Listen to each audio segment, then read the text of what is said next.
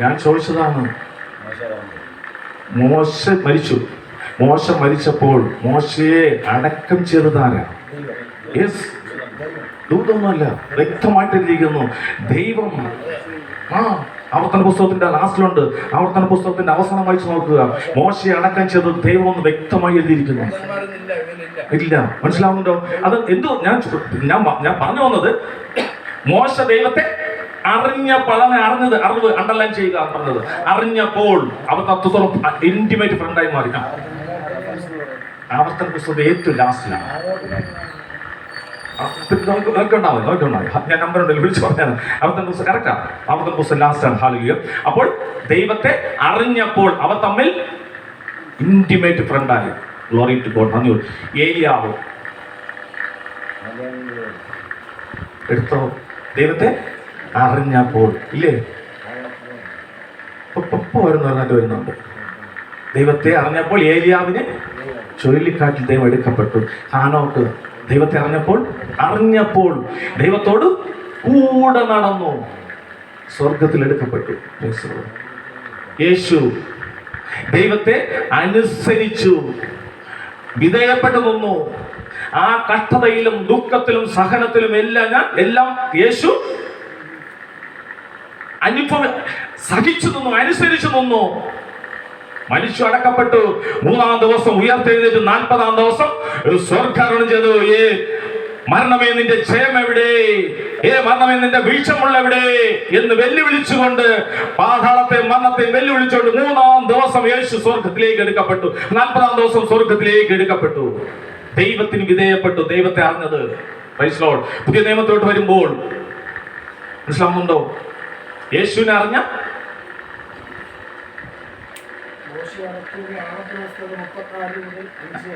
അതാണ് അവസാനത്തെ ചാപ്റ്റർ അല്ലേ? അവസാനത്തെ ചാപ്റ്റർ അല്ലേ? 34:5-6. അവസാന പുസ്തകം 34:5-6. Praise Lord. എന്തുവാ ഇരിക്കുന്നത്?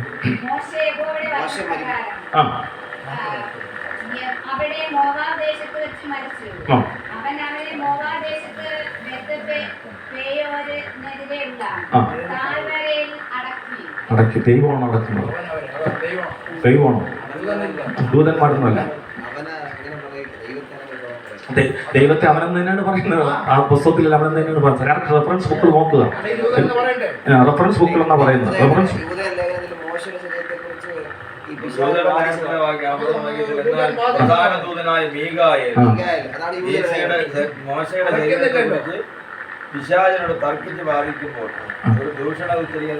എന്നാൽ പല മറ്റുള്ള റെഫറൻസ് ബുക്കുകൾ നോക്കുക.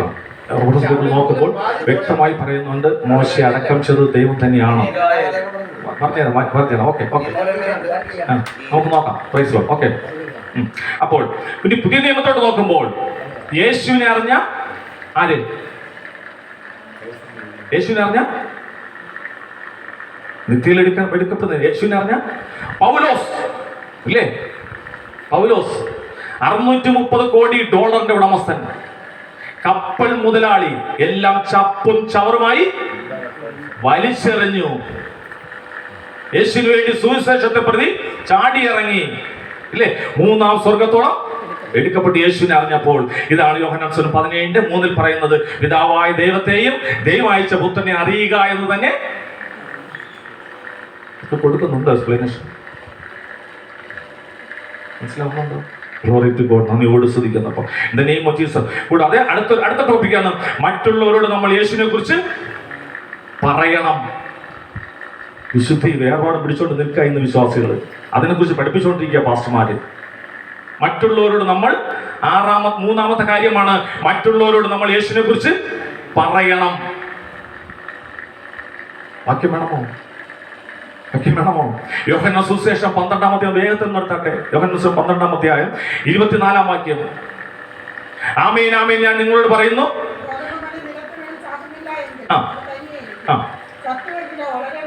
വളരെ വിളവുണ്ടാകും. എന്താ ഗോതമ്പണി എന്ന് പറയാൻ എന്താണത്? എന്താണ് ഗോതമ്പണി എന്ന് ഉദ്ദേശിക്കുന്നത്? എന്താ?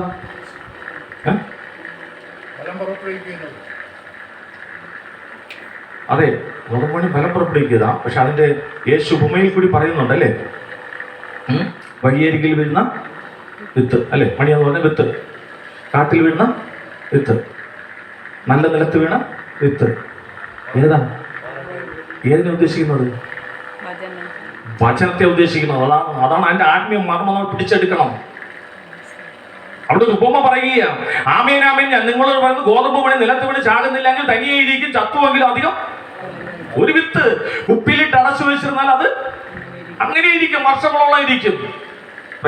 അത് ചത്തുവെങ്കിലോ അത് ചാവണമെങ്കിൽ കുഴിച്ചിടണം, മണ്ണിലിടണം. മണ്ണിലിട്ട് കഴിഞ്ഞാൽ അത് ആ വിത്ത് നശിക്കുന്നു. പക്ഷെ അതിൽ നിന്നും ഒരു മുള പൊട്ടി വരുന്നു, ചെടി വരുന്നു. അതിൽ നിന്ന് അനേകം ഫലങ്ങൾ പുറപ്പെടുവിക്കാൻ സാധിക്കും. ചത്തുവെങ്കിലും വളരെ വിളവുണ്ടാകും. 25-ാം വാക്യം.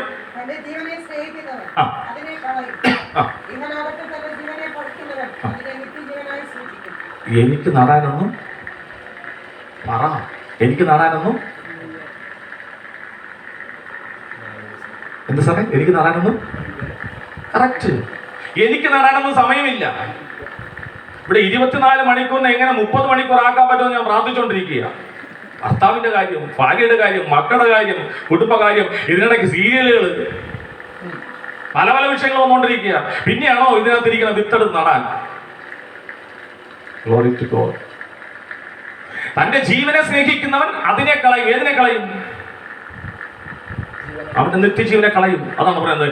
ഇഹലോകത്തിൽ തന്റെ ജീവനെ പകയ്ക്കുന്നവൻ ഈ ലോകത്ത് ജീവിച്ചിരിക്കുമ്പോൾ അല്പസമയമൊക്കെ അവന്റെ സ്വന്തം ജീവിതത്തെ മാറ്റിവെച്ചിട്ട് വചനത്തിന് വേണ്ടി അവൻ മുൻതൂക്കം കൊടുക്കുമെങ്കിൽ അത് അവന് നിത്യജീവനായി സൂക്ഷിക്കും. അതിനെക്കുറിച്ചുള്ള വ്യക്തമായ ക്ലാരിഫിക്കേഷൻ പറയുകയാണ്. ഈ എല്ലാവരും 24, 25 പറയും, 26 പറയത്തില്ല. 26 പറയത്തില്ല. ഇടിക്കണം, പൊടിക്കണം, അരയ്ക്കണം, അമ്മിക്കല്ല് കൊണ്ടിട്ട് ചവിട്ടണം എന്നൊക്കെ പറയും. പക്ഷെ 26 പറഞ്ഞു കൊടുക്കത്തില്ല. ഞാൻ ഒത്തിരി പ്രസംഗം ചിരിക്കേണ്ട സിസ്റ്റർ, ഒത്തിരി പ്രസംഗം കേൾക്കുന്ന വ്യക്തിയാണ്. ഒത്തിരി പ്രസംഗം കേട്ടിട്ടാണ് ഞാൻ നിങ്ങളോട് പറയാൻ കാര്യം. പക്ഷെ നിങ്ങളുടെ ഭാഗത്ത് നിന്ന് അങ്ങനെ ഉണ്ടാകരുത്. 26-ാം വാക്യം നോക്കിച്ചോട്ടെ. എനിക്ക് ശുശ്രൂഷ ചെയ്യുന്നവൻ. ഇത് പറഞ്ഞപ്പോ പലരും തർക്കിച്ചു വന്നു. ശുശ്രൂഷ എന്ന് പറയുന്നത് കത്തമേശ ശുശ്രൂഷയാണ്, കസേര പറക്കിടുന്ന ശുശ്രൂഷയാണ്, തൂക്കുന്ന ശുശ്രൂഷയാണ്, ചർച്ചുകൾ വൃത്തിയാക്കുന്ന ശുശ്രൂഷയാണ്. പക്ഷേ ഇവിടെ ഏതിനെ കുറിച്ചാണ് പറഞ്ഞിരിക്കുന്ന മേലാണ് അതിന്റെ കോണ്ടസ്റ്റ് നമ്മൾ നോക്കണം. മുകളിൽ ഏതാ പറഞ്ഞിരിക്കുന്നത്? 24, 25 പറഞ്ഞിരിക്കുന്നത് വിത്തിനെ കുറിച്ചാണ് പറയുന്നത്. വിത്ത് എന്ന് പറയുന്നത് എന്താണ്? വചനം. മനസ്സിലാവുന്നുണ്ടോ? അപ്പൊ എനിക്ക് ശുശ്രൂഷ ചെയ്യുന്നവൻ, എനിക്ക് വേണ്ടി വചന ശുശ്രൂഷ ചെയ്യുന്നവൻ, എനിക്ക് വേണ്ടി പരസ്യ ശുശ്രൂഷ ചെയ്യുന്നവൻ, എനിക്ക് വേണ്ടി ട്രാക്ട് കൊടുക്കുന്നവൻ, മറ്റുള്ളവരോട് വചനം പറഞ്ഞു കൊടുക്കുന്നവൻ, എനിക്ക് വേണ്ടി ശുശ്രൂഷ ചെയ്യുന്നവൻ എന്നെ അനുഗമിക്കട്ടെ. ഞാനല്ല പറയുന്നത്, ഞാൻ ഇരിക്കുന്നിടത്ത് എന്റെ ശുശ്രൂഷക്കാരനും വിശ്വാസത്തിൽ ഇരിക്കും അല്ലേ? വിശുദ്ധിയുണ്ട്, വേർപാടുണ്ട്, സ്നാനമുണ്ട്, കർത്തമേശയുണ്ട്, എല്ലാം ഉണ്ട്. ഇരിക്കുമോ വിശ്വാസികൾ? അപ്പൊ അങ്ങനെയാകുമ്പോൾ ഈ വചനങ്ങൾ എന്ത് ചെയ്യണം? നമ്മൾ പഠിപ്പിച്ചു കൊടുക്കണം. നമ്മൾ അവരെ പഠിപ്പിച്ചു കൊടുക്കണം. ഹാലലുയ, നന്ദിയോട് സ്തുതിക്കുന്നു. വീണ്ടും ദാനിയേൽ പ്രവാചകന്റെ പുസ്തകം 12-ാം അധ്യായം 2-3 വാക്യത്തിൽ വ്യക്തമായി പറയുകയാണ്. ഹാലലുയ, ആ വചനത്തിന്റെ കാര്യം വ്യക്തമായി പറയുന്നത്. മത്തായി 13-ാം അധ്യായം 8 മുതൽ 23 വാക്യങ്ങൾ വായിച്ച് പറയാൻ സാധിക്കും. നിലത്ത് വീണ വിത്ത്, പിന്നെ മുള്ളുകൾക്കിടയിൽ വീണ വിത്ത്, നല്ല നിലത്ത് വീണ വിത്തിനെ കുറിച്ചെല്ലാം വ്യക്തമായി പറയുന്നുണ്ട്. ദാനിയേൽ പ്രവാചകന്റെ പുസ്തകം 12-ാം അധ്യായം 2-3. ഓക്കെ, വേഗത്തിൽ ദാനിയേൽ പ്രവാചകന്റെ പുസ്തകം 12-ാം അധ്യായം, ദാനിയേൽ പ്രവാചകന്റെ പുസ്തകം 12-ാം അധ്യായം 2-3 വാക്യം വേഗത്തിൽ വായിച്ചോട്ടെ.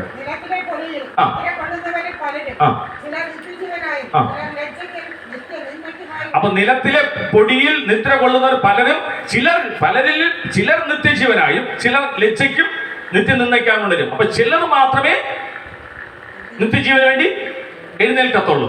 ദാനിയേൽ പ്രവാചകന്റെ പുസ്തകം ദാനിയേൽ പ്രവാചകന്റെ പുസ്തകം 12-ാം അധ്യായം 2-ാം വാക്യത്തിൽ പറയുന്ന ആ പൊടിയിൽ കിടക്കുന്ന നിലത്തായിരിക്കുന്നവർ ഓടിച്ചു പോകുക. ചിലർ മാത്രമേ നിത്യജീവനിലേക്ക് വരുന്നുള്ളൂ, മറ്റുള്ളവർ നിത്യ ലജ്ജയ്ക്ക് പോകുന്നു. അപ്പൊ നിത്യജീവനിലേക്ക് വരുന്നവരാരാ? 3-ാം വാക്യത്തിൽ പറയുന്നു, എന്നാൽ ബുദ്ധിമാന്മാർ, നിത്യജീവനിലേക്ക് നോക്കി നിൽക്കുന്ന ബുദ്ധിമാന്മാർ, അതിനെ കാംക്ഷിച്ചു നിൽക്കുന്ന ബുദ്ധിമാർ ആകാശമണ്ഡലത്തിലെ പ്രഭ പോലെ ശോഭിക്കും.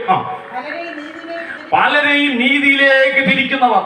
അതിന്റെ മനസ്സിലാവുന്നുണ്ടോ? പലരെയും നീതിയിലേക്ക് തിരിക്കുന്നവർ, അകൃത്യത്തിൽ കിടക്കുന്ന, പാപത്തിൽ കിടക്കുന്ന, മദ്യപാനത്തിൽ കിടക്കുന്ന, വെറിക്കൂത്തുകളിൽ കിടക്കുന്ന പലരെയും നീതിയിലേക്ക് തിരിക്കുന്നവർ, മാനസാന്തരത്തിലേക്ക് തിരിക്കുന്നവർ. ആരാണോ തിരിക്കുന്നവർ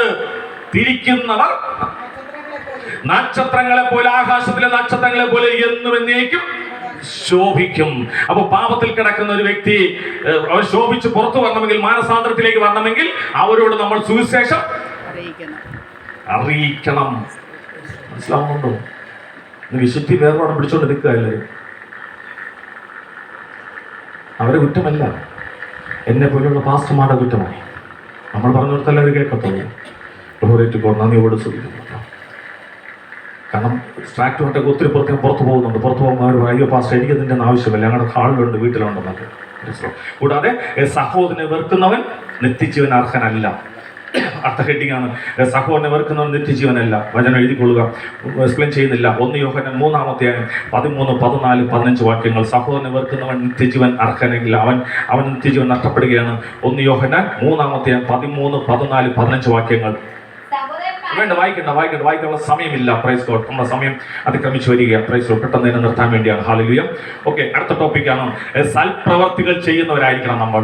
സൽപ്രവർത്തികൾ ചെയ്യുന്നവർക്ക് നിത്യജീവൻ അവകാശമുണ്ട്. വചനപ്രകാരമാണ് പറയുന്നത്. വീട്ടിൽ പോയിട്ട് വായിച്ചു നോക്കുക, കുറിച്ചെടുത്തിട്ട്. മത്തായി സുവിശേഷം 25-ാം അധ്യായം 31 മുതൽ 46 വരെയുള്ള വാക്യം വായിക്കും വരാൻ സാധിക്കും.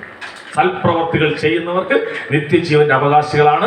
മത്തായി സുവിശേഷം 25-ാം അധ്യായം 31 മുതൽ 46 ഉള്ള വാക്യം വീട്ടിൽ പോയിട്ട് വ്യക്തമായിട്ട് വായിച്ചു നോക്കുക. വീണ്ടും അതിന് കണക്റ്റഡ് വാക്യമാണ് റോമാലേഖനം 2:6-7. ഇതെല്ലാം വാക്യമുണ്ട്, വെറുതെ വിളിച്ച് പറയുന്നില്ല. റോമാലേഖനം 2:6-7. Praise Lord. അടുത്തതാണ് 6-ാമത്തെ കാര്യം. നിത്യജീവൻ ലഭിക്കണമെങ്കിൽ ദൈവത്തെ ഭയപ്പെട്ട് ജീവിക്കുന്നവരായിരിക്കണം. വചനത്തിൽ പറയുന്നതാണ്, ദൈവത്തെ ഭയപ്പെട്ട് ജീവിക്കുന്നവരായിരിക്കണം. മലാക്കി പ്രവാചകന്റെ പുസ്തകം 4-ാം അധ്യായം 1 മുതൽ 3 വരെയുള്ള വാക്യം. ദൈവത്തെ ഭയപ്പെട്ട് ജീവിക്കുന്നവരായിരിക്കണം. മലാക്കി പ്രവാചകന്റെ പുസ്തകം 4-ാം അധ്യായം 1 മുതൽ 3 വരെയുള്ള വാക്യം. Praise Lord. അടുത്തത് 7-ാമത്തെ ഹെഡിങ് ആണ് വിളിയും തെരഞ്ഞെടുപ്പും ഉറപ്പാക്കി പ്രവർത്തിക്കുക. വിളിയും തെരഞ്ഞെടുപ്പും ഉറപ്പാക്കുന്നവർക്ക് നിത്യജീവനുണ്ട്. നിത്യയുടെ അവകാശിയായി മാറാൻ വിളിയും തെരഞ്ഞെടുപ്പും ഉറപ്പാക്കുന്നവർക്ക്. വാക്യം 2 പത്രോസ് 1-ാം അധ്യായം 10-11. 2 പത്രോസ് ഹല്ലേലൂയ 1-ാം അധ്യായം 10-11. വേഗം വായിക്കാമോ? കിട്ടുമോ? അതുകൊണ്ട് സഹോദരന്മാരെ, നിങ്ങളുടെ വിളിയും 2 പത്രോസ് 1:10-11. തെരഞ്ഞെടുപ്പ് വിളി ഉറപ്പാക്കുവാൻ അധികം ശ്രമിക്കുവിൻ. ഇങ്ങനെ ചെയ്താൽ നിങ്ങൾ ഒരിക്കലും ഇടറിപ്പോകാതെ നമ്മുടെ കർത്താവും രക്ഷിതാവുമായ യേശുക്രിസ്തുവിന്റെ നിത്യരാജ്യത്തിലേക്കുള്ള പ്രവേശനം ധാരാളമായി ലഭിക്കും. അപ്പോൾ വിളിയും തെരഞ്ഞെടുപ്പും നമ്മൾ ഉറപ്പാക്കിയിരിക്കണം. അടുത്ത ഹെഡിങ് ആണ് ദൈവഭക്തിയുള്ളവരായിരിക്കണം.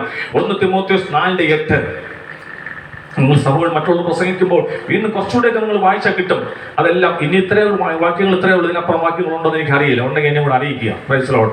ഇതിൽ നിങ്ങൾ വ്യക്തമായിട്ട് പഠിച്ചിട്ട് വീണ്ടും ഒക്കെ ഉണ്ടെങ്കിൽ പല കാര്യങ്ങൾ കയറ്റി എരിവും പുളിയും എല്ലാം ഇട്ട് നിങ്ങൾ അവരെ അത് മനസ്സിലാക്കുന്ന രീതിയിൽ വ്യക്തമായിട്ട് പ്രസംഗിച്ചു കൊടുക്കണം. അവരുടെ വിശുദ്ധിയും വേർപാട് മാത്രം കയറി പിടിച്ചുകൊണ്ട് നിൽക്കാതെ. Praise Lord. അപ്പോൾ ദൈവഭക്തിയുള്ളവരായിരിക്കണം. 1 തിമോഥെയോസ് 4:8. അടുത്ത 9-ാമത്തെ കാര്യം വായിക്കണ്ട. 9-ാമത്തെ കാര്യം ദൈവത്തെ സ്നേഹിക്കുന്നവരായിരിക്കണം. നമ്മുടെ കൂട്ടുകാർ നമ്മൾ എങ്ങനെ സ്നേഹിക്കുന്നു അതുപോലെ ദൈവത്തെ നമ്മൾ സ്നേഹിക്കുന്നവരായിരിക്കണം. യൂദയുടെ ലേഖനം ഒരു ലേഖനമേ ഉള്ളൂ. 20-21 വാക്യം. 20-21 വാക്യം. മനസ്സിലാവുന്നുണ്ടോ? അടുത്ത് 10-ാമത്തത് വിശുദ്ധിയിൽ വളരുക. നേരത്തെ പറഞ്ഞ വിശുദ്ധിയിൽ വളരുക. ആരും പ്രസംഗിക്കുന്നില്ല വാസ്ത. വിശുദ്ധിയിൽ വളരുക. കൊലോസ്യ ലേഖനം 3-ാം അധ്യായം 1 മുതൽ 17 വരെയുള്ള വാക്യം വായിച്ചു നോക്കുക. 1 മുതൽ 5 വരെ വാക്യം പ്രധാനപ്പെട്ടത്. കൊലോസ്യ ലേഖനം 3-ാം അധ്യായം 1 മുതൽ 17 വരെയുള്ള വാക്യം വായിക്കുമ്പോൾ അറിയാൻ സാധിക്കും, വിശുദ്ധിയിൽ വളരുന്ന വ്യക്തിക്ക് നിത്യജീവന്റെ അവകാശം. ശുദ്ധി വേർപാട് മാത്രമല്ല, ആണോ? Praise Lord. അപ്പോൾ കാരണം ഇനി കൂടാതെ നിത്യത നഷ്ടപ്പെട്ടു പോവുകയാണ്. എന്തുകൊണ്ട് നഷ്ടപ്പെട്ടു പോകുന്നു?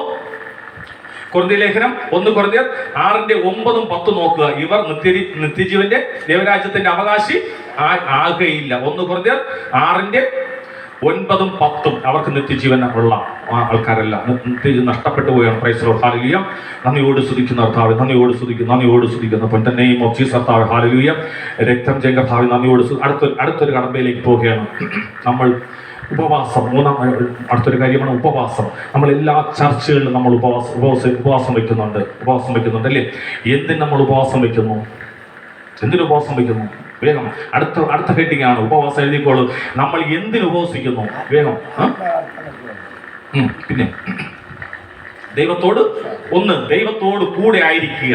കുറേ സമയം പ്രാർത്ഥിച്ചും വചനം കേട്ടും സ്തോത്രം പറഞ്ഞും ആരാധിച്ച് ദൈവത്തോട് കൂടെ ആയിരിക്കുക.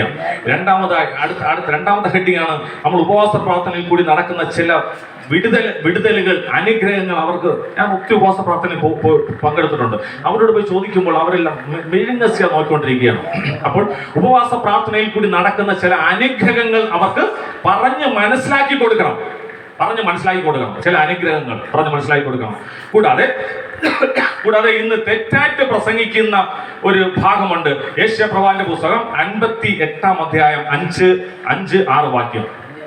ഉപവാസ പ്രാർത്ഥന ചിലർ തെറ്റായിട്ട് പ്രസംഗിക്കുന്നുണ്ട്. യെശയ്യാപ്രവാചകന്റെ പുസ്തകം 58-ാം അധ്യായം 5-6 വാക്യം. ഒന്ന് വായിക്കാമോ? 58-ന്റെ 5-6.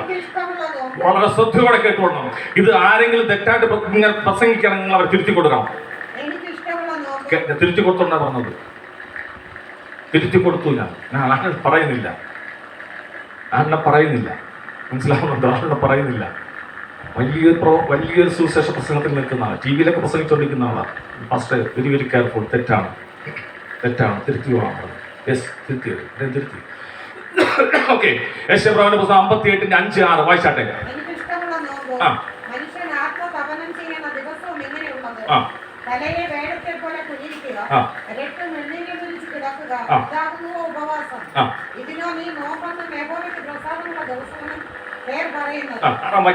അന്യായബന്ധനങ്ങളെ അഴിക്കുക, ദുഃഖത്തിന്റെ അഭിപ്രായങ്ങളെ അഴിക്കുക, പീഡിതരെ സ്വതന്ത്രരായി വിട്ടയക്കുക, തകർക്കുക.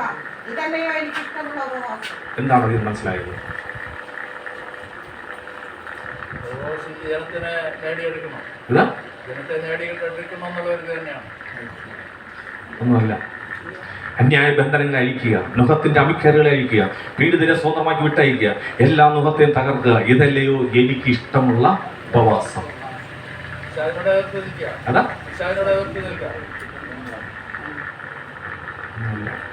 മനസ്സിലാവുന്നുണ്ടോ?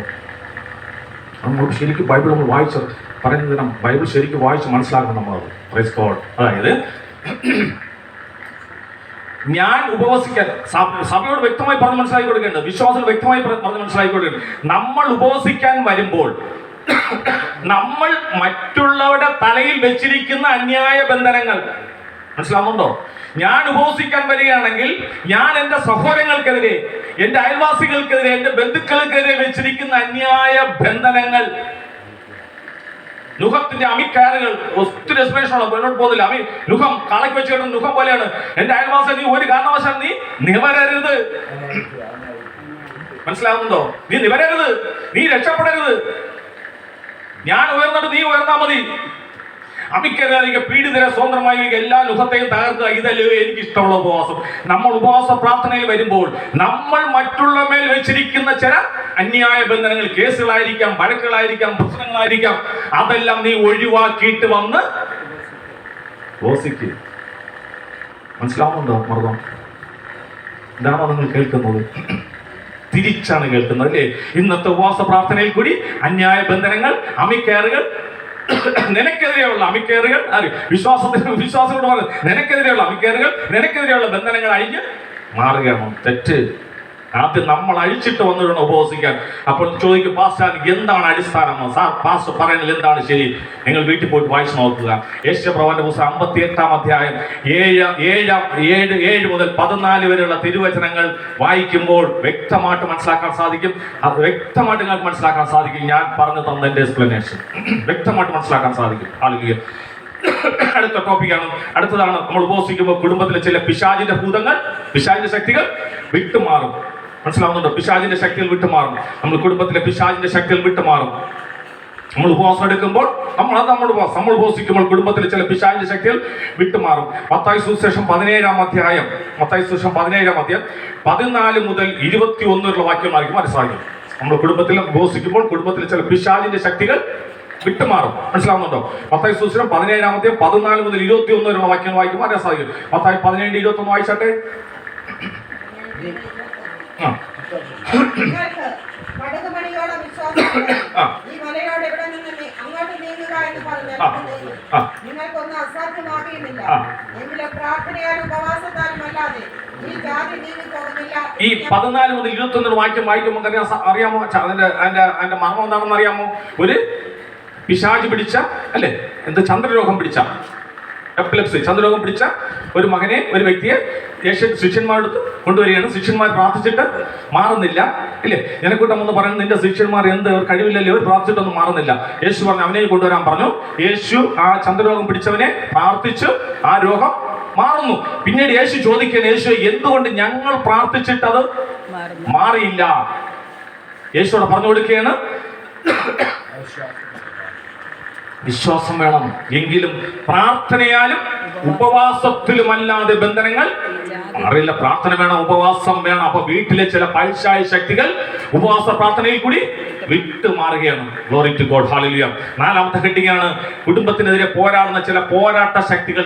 നമ്മൾ ഉപവസിക്കുമ്പോൾ തമ്മിലടിക്കും. നമ്മുടെ കുടുംബത്തിനെതിരെ, നമ്മുടെ ഭർത്താവിനെതിരെ, നമ്മുടെ മക്കൾക്കെതിരെ, നമ്മുടെ സാമ്പത്തിക മേഖലയ്ക്കെതിരെ, നമ്മുടെ ആരോഗ്യത്തിനെതിരെ പോരടിച്ചുകൊണ്ടിരിക്കുന്ന ചില പോരാട്ട ശക്തികൾ നമ്മൾ ഉപവസിക്കുമ്പോൾ അത് തമ്മിലടിക്കും. മനസ്സിലാവുണ്ടോ? എന്തിന് ജനം ഉപവസിക്കുന്നു പറഞ്ഞു കൊടുക്കുന്നുണ്ടോ? 2 ദിനവൃത്താന്തം പുസ്തകം 20-ാം അധ്യായം 1 മുതൽ 23 വാക്യം വായിക്കും അറിയാൻ സാധിക്കുന്നുണ്ട്. 2 ദിനവൃത്താന്തം 1 മുതൽ 23 വാക്യം വായിക്കും അറിയാൻ സാധിക്കുന്നു. യെഹോശാഫാത്ത് രാജാവിനെതിരെ എത്ര രാജ്യങ്ങൾ വന്നു? 3 രാജ്യങ്ങൾ വന്നു. അവരെന്ത് ചെയ്തു? അവർ ആലയത്തിൽ ഒരുമിച്ച് കൂടി ദൈവത്തെ ആരാധിച്ച് പാടി സ്തുതിച്ച് ഉപവസിച്ചപ്പോൾ ആ കടന്നു വന്ന 3 രാജ്യങ്ങൾ തമ്മിലടിച്ചു. ഇതുപോലെ തന്നെയാണ് ഇത് നമ്മൾ ജനങ്ങളുടെ ഇടയിൽ കൊണ്ട് വിശ്വാസികളുടെ ഇടയിൽ കൊണ്ടുവരണം. നമ്മൾ ഉപവസിക്കുമ്പോൾ നിനക്കെതിരെ പോരാടിക്കൊണ്ടിരിക്കുന്ന ശത്രുക്കൾ തമ്മിലടിക്കും. നിനക്കൊരു പോറലും ഏൽക്കത്തില്ല. Praise the Lord. 5ാമത്തെ ഹെഡിംഗ് ആണ് കുടുംബത്തിനെതിരെ വരുന്ന ചില കുരുക്കുകൾ, തൂക്ക് കയറുകൾ അഴിയും. മനസ്സിലാവുന്നുണ്ടോ? കുടുംബത്തിനെതിരെ വരുന്ന ചില കുരുക്കുകൾ, തൂക്ക് കയറുകൾ അഴിയും. എസ്തേറിന്റെ പുസ്തകം 4-ാം അധ്യായം 16-17 വാക്യം വായിക്കും അറിയാൻ സാധിക്കുന്നുണ്ട്. അതറിയുന്നത് എസ്തേറിന്റെ പുസ്തകം 4-ാം അധ്യായം 16-17 വാക്യം വായിക്കുമ്പോൾ അവർ 3 ദിവസം യഹൂദന്മാരും എസ്തറും ഉപവസിച്ചു. കുരുക്കുകൾ അഴിഞ്ഞു, കുരുക്കുകൾ തിരിച്ചുപോയി. ഇതുപോലെ നമ്മുടെ ഉപവാസ പ്രാർത്ഥനയിൽ കൂടി പല കുരുക്കുകളും അഴിയും. അടുത്ത 6ാമത്തെ ഹെഡിംഗ് ആണ് കുടുംബത്തിൽ വരാൻ പോകുന്ന അനർത്ഥങ്ങളിൽ നിന്നും രക്ഷപ്പെടാൻ. കുടുംബത്തിൽ കടന്നു വരുന്ന അനർത്ഥങ്ങളിൽ നിന്നും രക്ഷപ്പെടാൻ നമ്മൾ ഉപവാസ പ്രാർത്ഥനയിൽ കൂടി നമുക്ക് രക്ഷ പ്രാപിക്കാൻ സാധിക്കും. യോനയുടെ പുസ്തകം 3-ാം അധ്യായം 4-5 വാക്യങ്ങൾ വീട്ടിൽ പോയിട്ട് വായിച്ചു നോക്കുക. യോനയുടെ പുസ്തകം 3-ാം അധ്യായം 4-5 10-ാം വാക്യവും കൂടാതെ നെഹമ്യായുടെ പുസ്തകം 1-ാം അധ്യായം 3 മുതലുള്ള വാക്യം, നെഹമ്യായുടെ പുസ്തകം 9-ാം അധ്യായം 1 മുതൽ 3 വരെയുള്ള വാക്യം ഒന്ന് വായിച്ചാട്ടെ. നെഹമ്യായുടെ പുസ്തകം 9-ാം അധ്യായം 1 മുതൽ 3 വരെയുള്ള വാക്യം. നമ്മൾ ഉപവസിക്കുമ്പോൾ കുടുംബങ്ങളിൽ വരാൻ പോകുന്ന ചില അനർത്ഥങ്ങളിൽ നമുക്ക് രക്ഷ പ്രാപിക്കുവാൻ സാധിക്കും. നെഹമ്യ 9-ാം അധ്യായം 1 മുതൽ 3 വരെ.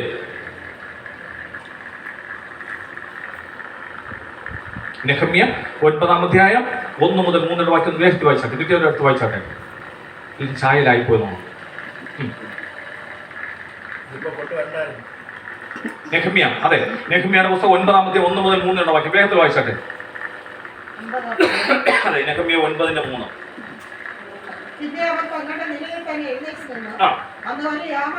അവർ ഒരു യാമത്തോളം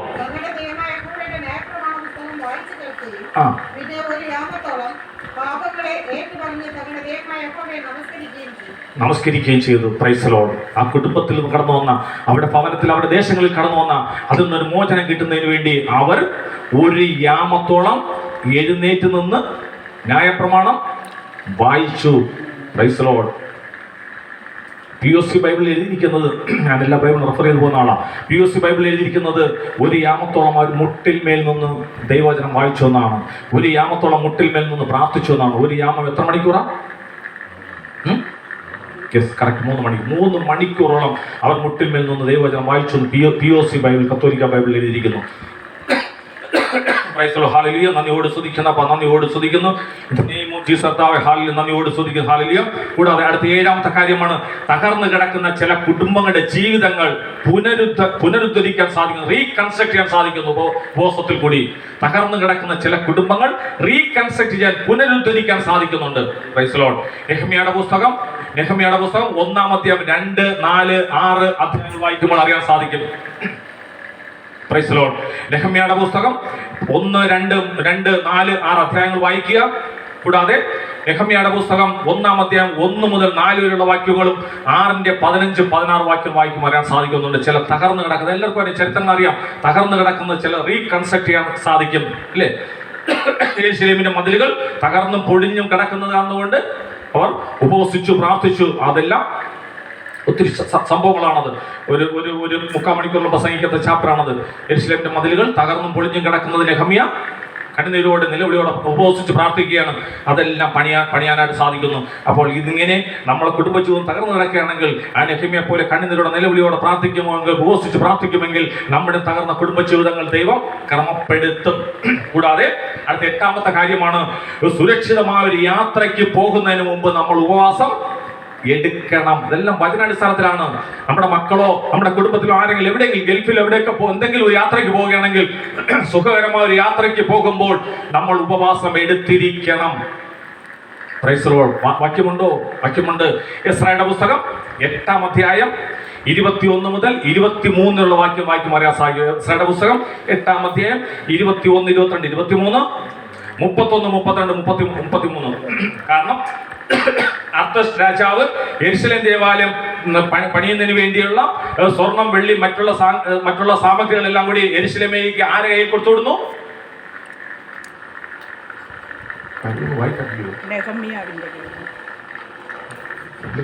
പ്രസംഗിക്കുന്നവരാണല്ലോ. ഹല്ലേലൂയ.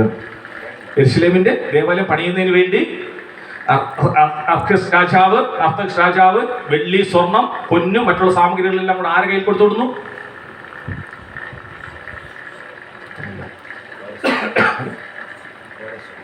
എസ്രയുടെ കൈ കൊടുത്തുവിടുകയാണ്. എസ്ര പുരോഹിതന്റെ കൈ കൊടുത്തുവിടുകയാണ്. എസ്രയുടെ കൈ കൊടുത്തുവിടുക. എസ്രയുടെ പുസ്തകം 8-ാം അധ്യായം എസ്രയുടെ കൈ കൊടുത്തുവിടുക. 8-ന്റെ 20 എസ്രയുടെ കൈ കൊടുത്തുവിടുക. 8-ന്റെ 21 വായിക്കുമ്പോൾ അറിയാൻ സാധിക്കും. രാജാവ് പറഞ്ഞു, എസ്ര, നീ ഒറ്റയ്ക്കും നിന്റെ കൂടുതൽ ജനമുണ്ട്, നീയും നിന്റെ ജനങ്ങളും കൂടി കൊണ്ടുപോകരുത്. കാരണം ഇത് എത്രയോ കിലോമീറ്റർ പറയുന്നുണ്ട്, എത്രയോ കിലോമീറ്ററാണ് പാസ് ചെയ്ത് പോകുന്നത്. ഈ കിലോമീറ്ററെല്ലാം പിടിച്ചു പറിക്കാരുടെ, കൊള്ളക്കാരുടെ സങ്കേതമാണ്. നീ ഒറ്റയ്ക്കും നിന്റെ ജനമായിട്ട് പോകരുത്, ഞങ്ങൾ അകമ്പടി വിട്ടുതരാം, ഞങ്ങൾ അകമ്പടിയോടുകൂടി മാത്രമേ പോകരുതെന്ന് പറഞ്ഞു. എസ്ര പറഞ്ഞു, നോ, ആരുടെ കാവല് വേണ്ട. ഉപവസിച്ച് പ്രാർത്ഥിച്ചിട്ട് നെഹമ്യാവും കൂടെയുള്ള ജനങ്ങളും കൊണ്ട് സുഖമായിട്ട് പോകണം. അവരുടെ യാത്ര സുഖകരമാക്കി മാറ്റി. അതെ, ഉപവാസം ഡിക്ലറോട് പ്രാർത്ഥിച്ചു. അപ്പൊ നമ്മൾ ജനങ്ങളിലോട്ട് കൊണ്ടുവരുമ്പോ പ്രിയ സഹോദര, പ്രിയ സഹോദരി വിശ്വാസി, നിന്റെ കുടുംബത്തിൽ ആരെങ്കിലും ഏതെങ്കിലും വിദേശ മേഖലയിലോട്ടോ എങ്ങോട്ടെങ്കിലും സുഖകരം യാത്ര പോവുകയാണോ, അതിനു മുമ്പായിട്ട് നീ ഉപവസിച്ച് പ്രാർത്ഥിച്ചു ഒരുങ്ങുക. ദൈവം നിനക്ക് മുന്നേ കാവലായി കൂടെ വരും. എസ്രയുടെ കൂടെ കാവലായി പോയിട്ട് ഇത് നമ്മൾ നമ്മുടെ വിശ്വാസങ്ങളിൽ ഇടിച്ചിറക്കണം. Praise the Lord. അടുത്തൊരു ഹെഡിങ് ആണ്, മറ്റുള്ളവരുടെ വിടുതലായി നമ്മൾ ഉപവസിച്ച് പ്രാർത്ഥിച്ചാൽ വിടുതൽ സംഭവിക്കും. Praise the Lord. എനിക്കറിയാം, ഹല്ലേലൂയ, വിശ്വാസത്തിൽ വന്ന ഇടയ്ക്ക് 2ാമത്തെ നിലയിൽ നിന്ന് ഒരു സ്ത്രീ വീണു. നട്ടെല്ല് പൊട്ടി, അവരൊരിക്കലും നടക്കത്തില്ല എന്ന് പറഞ്ഞു. ആ സ്ത്രീക്ക് വേണ്ടി 3 ദിവസം പ്രാർത്ഥിക്കാൻ വേണ്ടി ചെന്നപ്പോൾ ദൈവത്തിന്റെ ആത്മാവ് സംസാരിച്ചത് 3 ദിവസം ഉപവസിച്ച് പ്രാർത്ഥിച്ചാൽ അവർ വിടുതലാണെന്ന് പറഞ്ഞു. 3 ദിവസം ഉപവസിച്ച് പ്രാർത്ഥിച്ചു. 3ാമത്തെ ദിവസം ചെന്നപ്പോൾ ആ സ്ത്രീ ബെഡിൽ നിന്ന് ചാടി എണീറ്റു. Price the Lord. ഹല്ലേലൂയ. സങ്കീർത്തനം 35-ന്റെ 13 ദാവീദിന്റെ വാക്യമാണ്. ദാവീദ് പറയുകയാണ്, സങ്കീർത്തനം 35-13, മറ്റുള്ളവർക്ക് വേണ്ടി നമ്മൾ വിടുതലായി നമ്മൾ ഉപവസിച്ച് പ്രാർത്ഥിച്ചാൽ അതിൽ മാറ്റമുണ്ടാകും. സങ്കീർത്തനം 35-13. അടുത്തത് കാരണം ഒത്തിരി വിശ്വാസികൾ ഉപവസിക്കാനായിട്ട് മനസ്സിലാക്കി. എന്തിനു ഉപവസിക്കാൻ വരുന്നു അതിനെക്കുറിച്ച് അറിയില്ല. പറഞ്ഞു കൊടുക്കുക, വ്യക്തമായി പറഞ്ഞു കൊടുക്കണം. ഉപവാസം അടുത്ത 10ാമത്തതാണ് ഉപവാസം ദൈവസന്നിധിയിൽ തന്നെത്താൻ താഴ്ത്തുന്നതിനും വിനയപ്പെടുത്തുന്നതിനും ആണ്. ഒന്ന് രാജാക്കന്മാരുടെ പുസ്തകം തന്നെത്താൻ നമ്മൾ ദൈവസ്ഥാനിൽ താഴ്ത്തപ്പെടുകയാണ്, നമ്മൾ തന്നെ വിനയപ്പെടുത്തുകയാണ്. ഒന്ന് രാജാക്കന്മാരുടെ പുസ്തകം 21-ാം അധ്യായം 25 മുതൽ 29 വരെയുള്ള വാക്യം. ഒന്ന് രാജാക്കന്മാരുടെ പുസ്തകം 21-ാം അധ്യായം 25 മുതൽ 29 വരെ. നിങ്ങൾക്ക് എന്തെങ്കിലും സംശയം ഉണ്ടെങ്കിൽ എന്റെ ഫോൺ നമ്പർ വിളിച്ചാൽ മതി, ഉറപ്പായിട്ട് നിങ്ങൾക്ക് വാക്യങ്ങൾ ഞാൻ പറഞ്ഞുതരാം. ഒന്ന് രാജാക്കന്മാരുടെ പുസ്തകം 21-ാം അധ്യായം 25 മുതൽ 29 വരെയുള്ള വാക്യം. Praise Lord. അടുത്ത ഒന്ന് രാജാക്കന്മാരുടെ പുസ്തകം 21-ാം അധ്യായത്തിൽ തന്നെ നമുക്ക് വായിക്കുമ്പോൾ അറിയാൻ സാധിക്കുന്നുണ്ട്. ഹല്ലേലൂയ, സ്തോത്രം. വലിയ ചരിത്രമാണ്. ഇസബേൽ അവിടെ തെറ്റ് ചെയ്തു അല്ലേ? ഇസബേൽ അവിടെ തെറ്റ് ചെയ്തു. ഏത് മുന്തിരിത്തോട്ടം അന്യായമായി പിടിച്ചെടുക്കുക. നബോത്തിന്റെ കയ്യിൽ നിന്നും മുന്തിരിത്തോട്ടം അന്യായമായി പിടിച്ചെടുക്കുക. പക്ഷെ അന്യായമായി പിടിച്ചെടുത്തത് അത് രാജാവിന് മനസ്സിലായപ്പോൾ രാജാവ് ഉപവസിച്ചു. ദൈവസന്നിധിയിൽ വിനയപ്പെട്ടു. ആ രാജാവിന്റെ ദൈവം വെറുതെ വിട്ടു. എന്നാൽ ഇസബെല്ല ഉപവസിച്ചില്ല, വിനയപ്പെട്ടില്ല. അതുകൊണ്ട് എന്ത് സംഭവിച്ചു? 2 രാജാക്കന്മാരുടെ പുസ്തകം 9-ാം അധ്യായം 35-37. 2 രാജാക്കന്മാരുടെ പുസ്തകം 35-37 വായിക്കുമ്പോൾ അവൾ ഇസബേൽ ഉപവസിച്ചില്ല, ദൈവസന്നിധിയിൽ വിധേയപ്പെട്ടില്ല. ഇസബേലിന്റെ ബോഡി ആര് തിന്നു? പട്ടികൾ തിന്നു, നായ്ക്കൾ തിന്നു. അപ്പോൾ ഉപവസിക്കുന്നത് ദൈവസന്നിധിയിൽ ഒരു എളിമപ്പെടലാണ്, വിധേയപ്പെടുത്താണ്. ഹല്ലേലൂയ. 12-ാമത്തേതാണ് ഭവനങ്ങളിൽ വളരെ ശ്രദ്ധേയമാക്കിയമാണ്. ഭവനങ്ങളിൽ നല്ല കാര്യങ്ങൾ നടക്കാൻ പോകുമ്പോൾ നമ്മൾ ഉപവാസം എടുക്കണം. മനസ്സിലാവുന്നുണ്ടോ? ഒരു വിവാഹ ആലോചനയാണോ, കുടുംബത്തിൽ വേറെ എന്തെങ്കിലും നല്ല കാര്യങ്ങൾ ചെയ്യാൻ പോകുമ്പോൾ നമ്മൾ കുടുംബത്തിൽ ഉപവാസം എടുക്കുന്നത് നല്ലതാണ്. ആ തീരുമാനം വ്യക്തമായി ദൈവം വെളിപ്പെടുത്തും. ദൈവത്തിന്റെ സാന്നിധ്യം ഉണ്ടായിരിക്കും. Praise God. വാക്യമുണ്ട്. അപ്പോസ്തല പ്രവൃത്തികൾ 13-ാം അധ്യായം 1 മുതൽ 3 വരെയുള്ള വാക്യം വായിക്കുമ്പോൾ അറിയാൻ സാധിക്കുന്നുണ്ട്. അപ്പോസ്തല പ്രവൃത്തികൾ 13-ാം അധ്യായം 1 മുതൽ 3 വരെയുള്ള വാക്യം വായിക്കുമ്പോൾ നമുക്ക് വ്യക്തമായിട്ട് മനസ്സിലാക്കാൻ സാധിക്കുന്നുണ്ട്.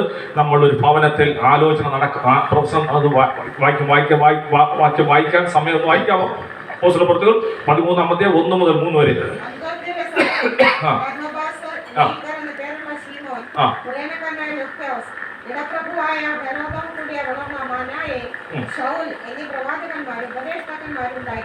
അവർ കർത്താവിനെ ആരാധിച്ച് ഉപവസിച്ചുകൊണ്ടിരിക്കുമ്പോൾ ഞാൻ ശൗലിനെയും വിളിച്ചിരിക്കുന്ന വേലക്കായിട്ട് അവരെ എനിക്ക് വേർതിരിപ്പിനെന്ന് എന്ന് പരിശുദ്ധാത്മാവ് പറഞ്ഞു. ഹല്ലേലൂയ. നല്ലൊരു കാര്യത്തിനായിട്ടപ്പോ അവർ ഉപവസിച്ച് പ്രാർത്ഥിച്ചുകൊണ്ടിരിക്കുമ്പോൾ പരിശുദ്ധാത്മാവ് അവിടെ ഇടപെട്ടു. 3-ാം വാക്യം.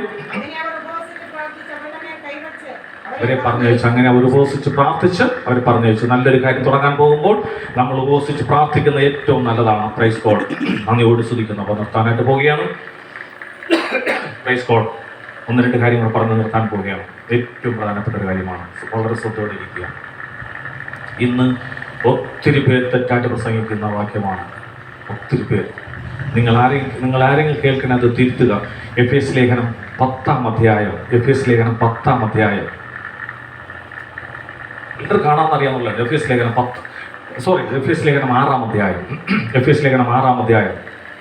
നമ്മൾ നിർത്തി 5 മിനിറ്റ് നിർത്തും. എഫേസ്യ ലേഖനം 6-ാം അധ്യായം. കാരണം 3:30 മുതൽ 5:30 വരെ ടൈം തന്നത്. 5:25 5 മിനിറ്റ് കൂടെ കഴിയുമ്പോൾ നിർത്തും. ഏതാ? അത് ശരി.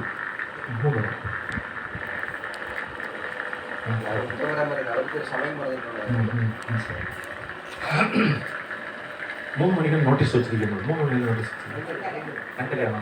2:30 സഭ.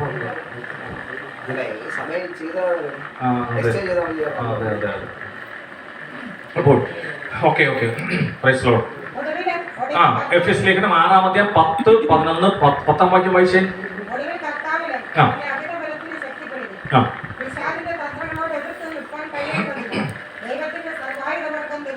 13-ാം വാക്യം.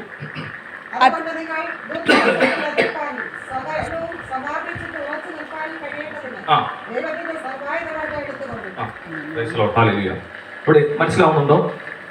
ഫസ്റ്റ് മനസ്സിലാവുന്നുണ്ടോ? ശ്രദ്ധിച്ചോണം, വളരെ ശ്രദ്ധിച്ചോണോ. ഈ വാക്യം മനസ്സിലാവുന്നുണ്ടോ? ഇതെങ്ങനെയാണ് ആൾക്കാർ പ്രസംഗിക്കുന്നത്? സർവായുധ അല്ലേ? വിനു പാസ്റ്റർ ഇന്ന് എങ്ങനെയായി വചനം പ്രസംഗിക്കുന്നത്? എഫേസ്യ ലേഖനം എല്ലാവരും കാണാറില്ല. എഫേസ്യ ലേഖനം 6-ാം അധ്യായം 13, 11, 10, 11, 13 വാക്യങ്ങൾ എങ്ങനെയാണ് പ്രസംഗിക്കുന്നത്?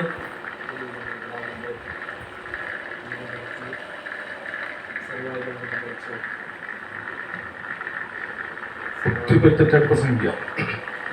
ഒരുപാട് പേര് തിരുത്തി പലരും തിരിച്ച് പ്രസംഗിച്ചു തുടങ്ങി. വൻപന്മാരോട്ടാണ് സംസാരിക്കുന്നത്. വമ്പന്മാർ. കഴിഞ്ഞ ദിവസം യു കെയിലുള്ള ഒരു പാസ്റ്ററായിട്ട് സംസാരിക്കുക. തിരുത്തി. എന്താ എങ്ങനെ പ്രസംഗിക്കുന്നത്? നമ്മൾ എങ്ങനെയാണ് പാസ്റ്റർ പ്രസംഗിക്കുന്നത്? നമ്മൾ ഈ വാക്യം എങ്ങനെ പ്രസംഗിക്കുന്നത്? സർവായുധ വർഗം. കൂടുതൽ നിങ്ങൾ ചോദ്യത്തിനറിയില്ല. എല്ലാവരും പ്രസംഗിക്കുന്ന സർവായുധ വർഗം. നോ, തെറ്റാണ്. സർവായുധ വർഗം ധരിച്ചോളിൽ തെറ്റാണ്. ബൈബിളിൽ തെറ്റെന്ന് ഞാൻ പറയുന്നില്ല. ബൈബിളിൽ ഇരിക്കുന്ന കറക്റ്റാണ്. വർഗം എന്ന് പറയുമ്പോൾ ഒന്നല്ല, ഒരു കൂട്ടം ഇല്ലേ? ഒരു കൂട്ടം. സർവായുധ വർഗം ധരിച്ചുകൊള്ളുവിൻ. സർവ ആയുധങ്ങൾ എന്നാണ്. സർവ ആയുധങ്ങൾ ധരിച്ചോളി. ഇംഗ്ലീഷ് ബൈബിളിൽ വ്യക്തമായി പറയുന്നുണ്ട്. All all armour of God. ARMOUR. All armour of God. WHOLE. മുഴുവൻ ആയുധങ്ങളും ധരിച്ചുകൊള്ളുവിൻ. Praise Lord. ഞങ്ങളൊക്കെ ഡ്യൂട്ടിയിലായിരിക്കുന്ന സമയത്ത് ജാഥ വരുമ്പോൾ പെട്ടെന്ന് തന്നെ സെറ്റ് കൂടെ മെസ്സേജൊക്കെ വരുമ്പോൾ തന്നെ ഓഫീസർമാർ ഞങ്ങൾ തോന്നുന്നു പറയുക, ജാഥ വരുന്നു, റെഡി ആയിക്കൊള്ളുവിൻ. ഞങ്ങൾ ഉടൻ തന്നെ ഞങ്ങളുടേതായിട്ടുള്ള എല്ലാ ആയുധങ്ങളും ഞങ്ങൾ ധരിക്കും. അപ്പോൾ പിശാചിന്റെ തന്ത്രങ്ങൾ എതിർത്ത് നിൽപ്പാൻ നിങ്ങൾ സർവ ആയുധം എന്ന് പറഞ്ഞാൽ ഒന്നുണ്ടായാൽ, മൂന്നായാൽ, ഒന്നായാൽ, ഒരായുധമാണെങ്കിൽ എന്തെന്ന് പറയും? ഒരായുധം. ഒന്നുകൂടായാൽ, ഒന്നിൽ കൂടുതലായാൽ ആയുധങ്ങൾ. എല്ലാവരും പ്രസംഗിക്കുന്നത് ആയുധം. ബൈബിളിൽ തെറ്റല്ല. വർഗം എന്ന് പറയുമ്പോൾ ഒരു കൂട്ടം, ഒന്നിൽ കൂടുതലുണ്ടപ്പോൾ സർവ ആയുധങ്ങൾ ധരിച്ചുകൊള്ളുവിൻ. സ്തോത്രം. അവിടെ 18-ാമത്തെ എഫെസ്യ ലേഖനം 6:10 മുതൽ 18 വരെയുള്ള വാക്യങ്ങൾ വായിക്കുമ്പോൾ വ്യക്തമായിട്ട് അറിയാൻ സാധിക്കുന്നുണ്ട്. അവിടെ 7 ആയുധങ്ങളെ കുറിച്ച് വെളിപ്പെടുത്തുകയാണ്. മനസ്സിലാവുന്നുണ്ടോ? 14-ാം വാക്യത്തിൽ അരയ്ക്ക് സത്യം കെട്ടിയ നീതി എന്ന കവചം 2 ആയുധത്തെ കുറിച്ച് പറയുക. 15-ാം വാക്യത്തിൽ സുവിശേഷത്തിലുള്ള ഒരു കാരണം. എല്ലാം ഓരോ 3/4 മണിക്കൂർ 1 മണിക്കൂർ വെച്ച് പ്രസംഗിച്ചു പോകുന്ന ടോപ്പിക്കാണ്. ഓരോ നമ്മൾ കൂടുതൽ എക്സ്പ്ലെയിൻ ചെയ്തില്ല. ഓരോ ഈ 7 കാര്യങ്ങൾ ഏകദേശം 1.5 മണിക്കൂറോളം വെച്ച് പ്രസംഗിക്കുന്നതാണ് ഓരോ ആയുധത്തെ കുറിച്ചും. 6:15 പറയുന്നു സുവിശേഷത്തിനുള്ള ഒരുക്കം. 6:16 പറയുന്നു വിശ്വാസം എന്ന പരിചയം. 6:17 പറയുന്നു രക്ഷ എന്ന ശിരസ്ത്രം. വീണ്ടും 6:17 പറയുന്നു ദൈവവചനം എന്ന വാൾ. 6:18 പറയുന്നു പ്രാർത്ഥന. അങ്ങനെ 7 ആയുധങ്ങളെ കുറിച്ചാണ് അവിടെ പറയുന്നത്. ഇതിനെയാണ് സർവായുധ വർഗം എന്ന് പ്രസംഗിക്കുന്നു. അല്ല, സർവ ആയുധങ്ങൾ ധരിച്ചുകൊള്ളുവിൻ.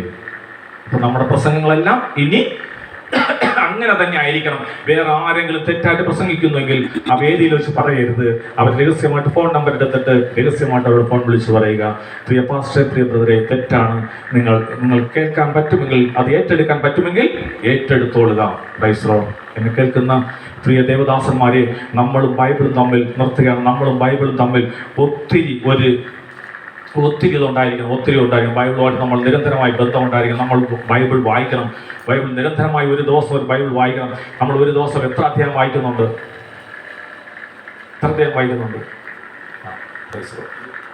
ബൈബിളിൽ എത്ര അധ്യായങ്ങളുണ്ട്? കുറിച്ചെടുത്തോളുക. എല്ലാവരും കുറിച്ചെടുത്തോളുക. ബൈബിളിൽ എത്ര അധ്യായമുണ്ട്? പഴയ നിയമത്തിൽ 929 അധ്യായമുണ്ട്. നിങ്ങൾക്ക് ഒരിടത്തൊന്നും കിട്ടത്തില്ല. പഴയ നിയമത്തിൽ 929 അധ്യായമുണ്ട്.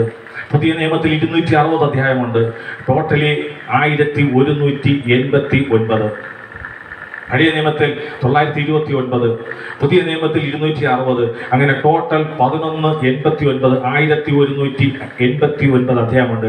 ഇതിനെ നമ്മൾ വേർതിരിക്കാൻ പോവുകയാണ്. ഹല്ലേലൂയ. സങ്കീർത്തനം 150, സദൃശവാക്യങ്ങൾ 31 പഴയ നിയമത്തിൽ. ബാക്കി 748 അധ്യായങ്ങൾ. മനസ്സിലാവുന്നുണ്ടല്ലോ? സങ്കീർത്തനമുണ്ട്, സദൃശവാക്യങ്ങളുണ്ട്, ബാക്കി 748 അധ്യായങ്ങൾ. വായിക്കേണ്ട വിധം: സങ്കീർത്തനം 150 3 വെച്ച് വായിക്കുക ഒരു ദിവസം. എത്ര ദിവസം ആകുമ്പോൾ തീരും? എത്ര? 50 ദിവസം ആകുമ്പോൾ തീരും. 51-ാമത്തെ ദിവസം വീണ്ടും റിപ്പീറ്റ്. ആത്മീയമായി വളരണമെങ്കിൽ നിങ്ങൾ പാസ്റ്റർ ശുശ്രൂഷയിൽ നിൽക്കുന്നവരാണ്. നിങ്ങൾ ചെയ്തേ പറ്റൂ, ചെയ്തിരിക്കണം. എന്നാൽ മാത്രം വചനത്തിൽ വളരാൻ സാധിക്കത്തുള്ളൂ. സദൃശവാക്യങ്ങൾ 150 ഉണ്ട്. കൂടുതലൊന്നും വായിക്കേണ്ട, 3 വെച്ച് വായിക്കുക. 50 ദിവസം തീരും. സങ്കീർത്തനം 150 ഉണ്ട്. സങ്കീർത്തനം 150 ഉണ്ട്. 3 വെച്ച് വായിക്കുക. 50 ദിവസം തീരും. 51-ാമത്തെ ദിവസം വീണ്ടും റിപ്പീറ്റ് ചെയ്യുക. സദൃശവാക്യങ്ങൾ പ്രോവേർബ്സ് എത്രയുണ്ട്? 31 ഉണ്ട്. ഹാലലുയ, നന്ദിയോട് സ്തുതിക്കുന്നു. സദൃശവാക്യങ്ങൾ 31 ഉണ്ട്. എന്നെ കൂടെ തെറ്റിക്കരുത്. 31 കൂടുതലൊന്നും വായിക്കേണ്ട. ദിവസം ഒരെണ്ണം. കലണ്ടറിൽ ഡേറ്റ് നോക്കുക. ഇന്ന് 2 ആണെങ്കിൽ നിങ്ങൾ 3 വായിക്കാം. 3-ാമത്തെ വായിക്കാൻ പറ്റും. 2-ാമത്തെ അധ്യായം വായിക്കുക. നാളെ 3 നാളെ ഡേറ്റ് 3 അല്ലേ? 3-ാമത്തെ 4 അല്ലേ? 4 ആണെങ്കിൽ 4-ാമത്തെ അധ്യായം വായിക്കുക. 31 ദിവസം ആകുമ്പോൾ തീരും. വീണ്ടും അടുത്ത ദിവസം റിപ്പീറ്റ് ചെയ്യും. ഒരു ദിവസത്തെ കാര്യമാണ്. അപ്പൊ എത്രയും 3 1 4 ഒരു ദിവസത്തെ കാര്യം, 2 ദിവസത്തെ കാര്യമല്ല പറയുന്നത്, 4 പ്രൈസ് ലോർഡ്. അതെല്ലാം സദൃശവാക്യങ്ങൾ സങ്കീർത്തനങ്ങൾ പോയിട്ട് ബാക്കി പഴയ നിയമത്തിൽ 748 അധ്യായമുണ്ട്. 748 അധ്യായമുണ്ട്. മനസ്സിലാവുന്നുണ്ടോ? 748 അധ്യായമുണ്ട്. കൂടുതലൊന്നും വായിക്കേണ്ട. ഒരു ദിവസം 8 അധ്യായം വെച്ച് വായിക്കുക. കൂടുതൽ വായിക്കുക. 9 വായിക്കാൻ പോണ്ട. 8 അധ്യായം വെച്ച് വായിക്കുക. 270 ദിവസമാകുമ്പോൾ 270 ദിവസം 3 മാസം 90 ഡേയ്സ് ആകുമ്പോൾ 3 മാസം ആകുമ്പോൾ 90 ഡേയ്സ് ആകുമ്പോൾ ഈ 748 അധ്യായവും തീരും. ഒരു ദിവസം 8 വെച്ച് വായിക്കുമ്പോൾ പഴയ നിയമത്തിൽ 748 8 വെച്ച് വായിക്കുമ്പോൾ 90 ഡേയ്സ് ആകുമ്പോൾ തീരും. അതായത് 3 മാസം ആകുമ്പോൾ തീരും. 91-ാമത്തെ ദിവസം വീണ്ടും പറയണം, വീണ്ടും റിപ്പീറ്റ് ചെയ്യണം. വീണ്ടും 90-ാമത്തെ ദിവസം റിപ്പീറ്റ് ചെയ്യണം. അപ്പോൾ ഒരു ദിവസം എത്രയായി? എത്രയായി? 12 അല്ലേ? പുതിയ നിയമം വിടാൻ പാടില്ല. പുതിയ നിയമത്തിൽ എത്ര അധ്യായമുണ്ട്? 260 അധ്യായമുണ്ട്. അതാണ് ഞാൻ പറഞ്ഞത്, ഇത് പാസ്റ്റർ ശുശ്രൂഷ നിൽക്കുന്നവർ തന്നെ ആയിരിക്കണം കടന്നു വരേണ്ടത്. 260 അധ്യായമുണ്ട്. കൂടുതൽ വായിക്കണ്ട. 3 വായിക്കുക ഒരു ദിവസം. 90 ഡേയ്സ് ആകുമ്പോൾ അത് തീരും. 91-ാമത്തെ ദിവസം വീണ്ടും റിപ്പീറ്റ് ചെയ്യുക. വീണ്ടും അടുത്ത 91-ാമത്തെ റിപ്പീറ്റ് ചെയ്യുക. Praise Lord. അപ്പോൾ എത്രയായി ഒരു ദിവസം? 15 അധ്യായം വെച്ച് വായിക്കുക. മനസ്സിലാവുന്നുണ്ടോ?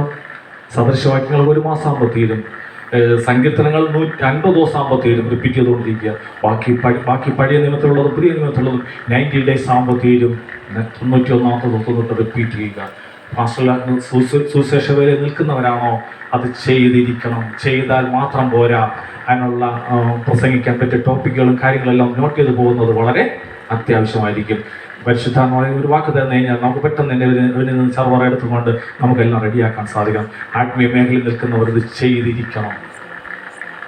എന്നാൽ മാത്രമേ വിശ്വാസികളോട് നമുക്ക് പറഞ്ഞുകൊടുത്ത് അവരെ ബലപ്പെടുത്തുവാനും നമുക്ക് ആത്മീയമായി വളരുവാനെല്ലാം സാധിക്കത്തുള്ളൂ. Price the Lord. ഹല്ലേലൂയ. അതിനാൽ ഈ കേട്ട ദൈവവചന ഭാഗത്താൽ ദൈവം നിങ്ങളെ സമൃദ്ധമായിട്ട് അനുഗ്രഹിക്കട്ടെ. ഇന്നത്തെ ഈ ശുശ്രൂഷ ഒരുക്കി തന്ന പിന്നെ പാസ്റ്ററിൻ്റെ എല്ലാം ദൈവനാമത്തിൽ സ്നേഹം അറിയിക്കുന്നു. കൂടാതെ കടന്നു വന്ന എല്ലാ പാസ്റ്റർമാർക്കും ദൈവനാമത്തിൽ ഞാൻ സ്നേഹം അറിയിക്കുകയാണ്. Praise the Lord. ദൈവം നിങ്ങളെല്ലാം സമൃദ്ധമായിട്ട് അനുഗ്രഹിക്കട്ടെ. Glory to God.